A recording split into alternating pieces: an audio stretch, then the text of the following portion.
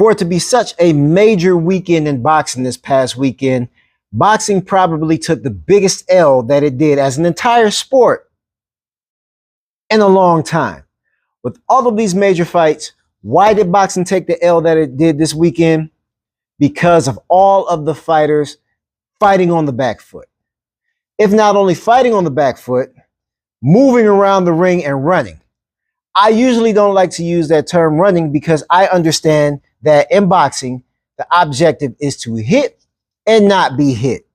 But not be hit to the point as to where all you're doing is running around the ring the entire time. Because I've never seen so much running in one weekend since the damn Olympics.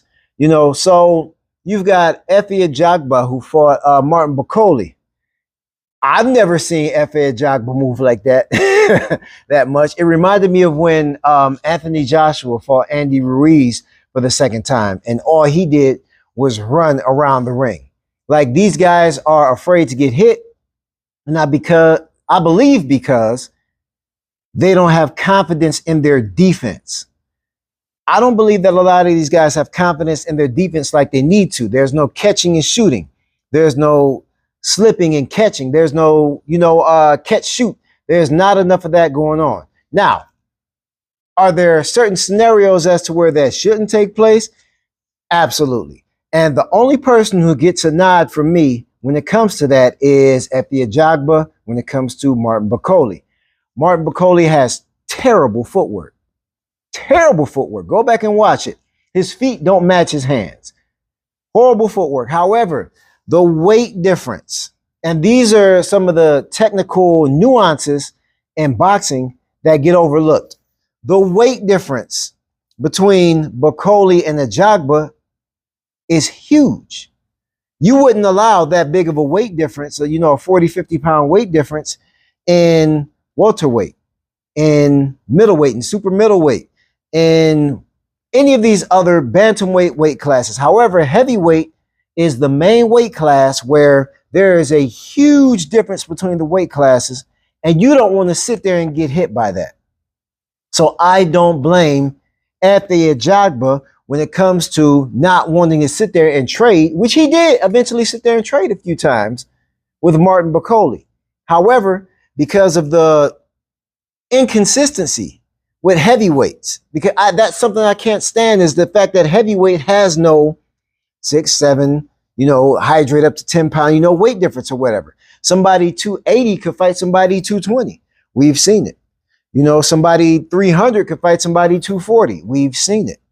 So Efe Ajagba is the only person, in my opinion, who gets the nod as far as repositioning. And even with his repositioning, he still came back to engage. Unlike the likes of Devin Haney when he fought Ramirez. There is a video out right now where somebody has fast forwarded the entire video and had it going in motion, where Devin Haney ran around the outside of the ring the entire round.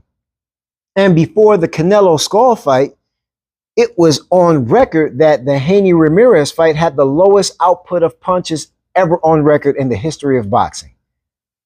Nobody's going to want to see Devin Haney on a main card event running around on the ropes, because that's literally what he did. That man got the confidence beat out of him. No matter what happened between him and Ryan Garcia, with Ryan Garcia and the Osterine, prognosis or whatever, Devin Haney does not have the confidence that he had when he fought Lomachenko and when he fought Ryan Garcia. He got the confidence beat out of him, and he stayed out there on those ropes all night and ran around. No confidence in the defense. No coming in to catch shoot. No coming in to take away. No coming in to do anything. The object in boxing is to hit and not be hit. You have to stay engaged and be actually commanding the fight, like Canelo does. Canelo stays in there and he commands the fight. Bud Crawford commands the fight. He positions, but he commands the fight. He stays in there and exchanges. We're not looking for a bar fight. However, we are looking for action. Devin Haney, I don't ever see him being back on the, main event, because nobody's going to watch him run around like he did with Ramirez. So that was one L taken.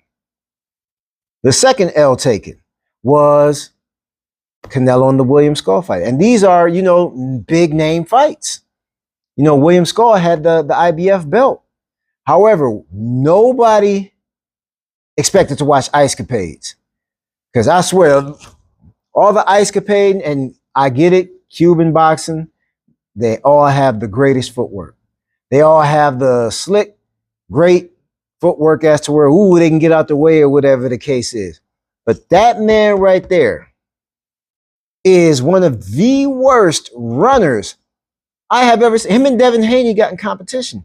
Had to be a competition to see who can skate the fastest, who can make ice capades in this ring. Because both of those fights were completely terrible.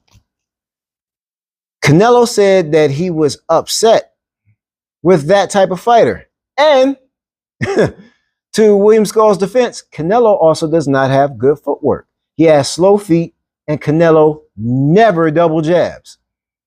He never double jabs because he has naturally slow feet. So Canelo wants you to sit there and exchange with him.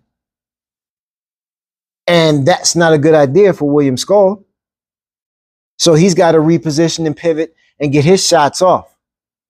However, nobody is watching any of these fights anymore where fighters are on the back foot. I think it should be contractually made from now on, especially with Turkey putting out all that money to these individuals. I mean, because he's giving them money up the wazoo.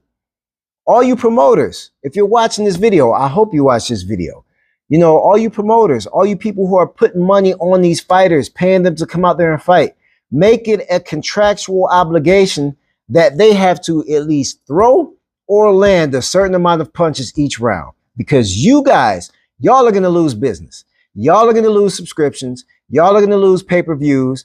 Nobody's going to be watching this run around crap. Y'all gave MMA a boost this weekend, and I don't even watch MMA. I don't watch mixed martial arts. That's not my forte. That's not my thing. However, y'all gave MMA fans who talk crap about boxing, y'all gave them a high five this weekend because the boxers weren't boxing. Rolly came to box. Rolly did his thing, and gave Ryan Garcia his L. So Rolly did his thing. Tio did his thing, to an extent or whatever, in a way, saved boxing this weekend. In a way, got dropped in the second round again, just like he did with Nery. He got dropped, got up, but he took the risk. He got up and still came out triumphant. He engaged. He has his own style of boxing, or whatever the case is, with the volume and whatever the case is. Very likable fighter, doesn't talk trash and all of that, but he came out and literally saved boxing this weekend. So listen, promoters, put it in your contracts. Make your fighters fight. This is fighting, not running. I haven't seen that much running since the damn Olympics. We're not watching Sha'Carri Richardson. We're not watching track and field. We are watching boxing, and we need some exchanges. And there are a lot of boxing fans who are truly unhappy, including myself, with what we saw this weekend, man. Nobody wants to watch that. Engage. Engage, box. Have more confidence in your defense. And for Devin Haney to talk all the trash he did to Ryan Garcia with the piss poor performance that Devin Haney gave, he had no room to talk. No room to talk. Devin Haney playing the bad guy is one of my pet peeves right now. His dad, firstly, is the main pet peeve. And I'm all for father-son combos. I'm all for father-son combos all the way. I love to see it. I love to see like what Dion does with his kids. I love to see what LeVar Ball does with his kids. Venus and Serena, Tiger Williams' dad. All of that. I love to see it. However, Bill Haney talks too damn much. And now that's rubbing off on Devin, in my opinion. Devin would be a better individual, a more likable individual, if he didn't talk reckless. That's not even his character, his persona. Like, Devin, man, go back to being what you were doing before. Just, a likable guy, a nice fighter, or whatever the case is. Because you playing the bad guy and then going out there with that piss poor performance of backing up on the back foot and running around the ring the entire night. You can't talk trash like that and then be out there putting on that type of performance. So Devin, in my opinion, needs to and just fight. Just fight, bro. Just fight, man. Like the rest of that, let your daddy talk reckless or whatever the case is. And hopefully he shuts up soon too, because he's not the one fighting. He's not the one fighting at all. Do what you need to do as far as managing your son. But man, people tired of hearing Bill Haney, man. Let your son do what he needs to do. Let him be the face of the Haney brand and not you be the face of the Haney brand. Devin, let Devin do his thing. Let him do it professionally and not talk all that reckless stuff and then go out there and put on a piss poor performance. With William Skull, we never need to see William Skull on the main card event ever again. Like, man, I thought at some point in time that he would start engaging in trading with Canelo and catching Yangles or whatever the case is. That never happened. Trash, absolute trash. Thank God for the Inoue fight. Inoue went out there, took the risk, got dropped, and got back up. And listen, just because somebody got dropped, like that is like the highlight of everybody's day. Inoue got exposed. He got dropped. And he got dropped and then did what? Came back and won. Just because a fighter gets dropped, Bud has been dropped, Inoue has been dropped. These fighters are both undefeated and have been undisputed in multiple weight classes. Loma, it's okay. It is okay. That is what you all wanted to see anyway, right? Engagement between the fighters. Engagement between the fighters.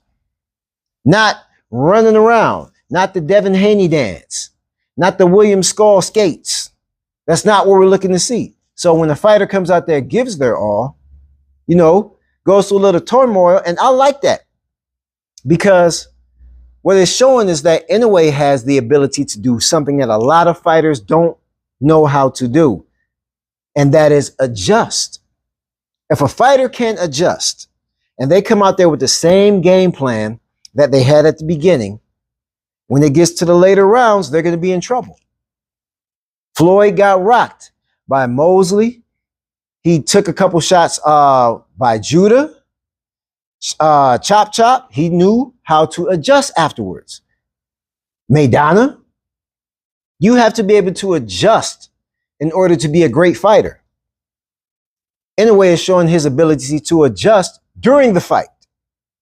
A lot of fighters don't have that, and I think that's why they're, backfooting and dancing and doing all that around the ring.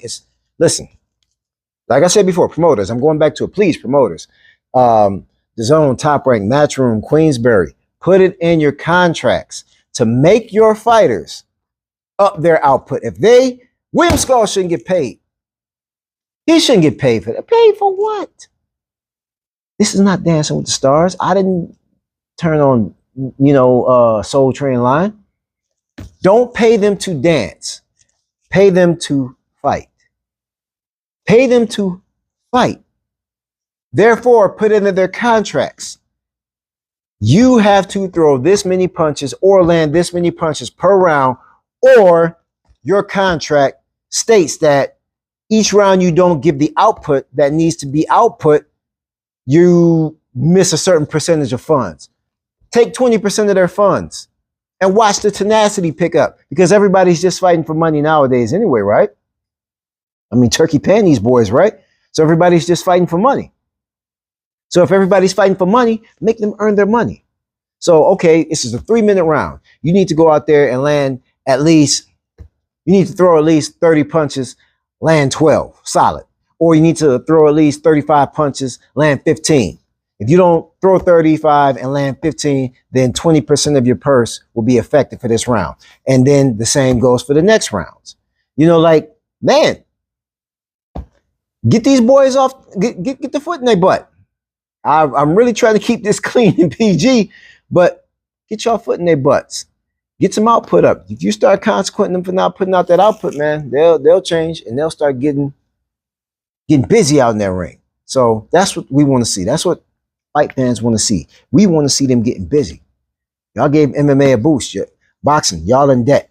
Y'all in collection right now. You know. So hey, hopefully you like this video. Like, comment, share, subscribe. Let me know what you think about this last weekend's fights or whatever.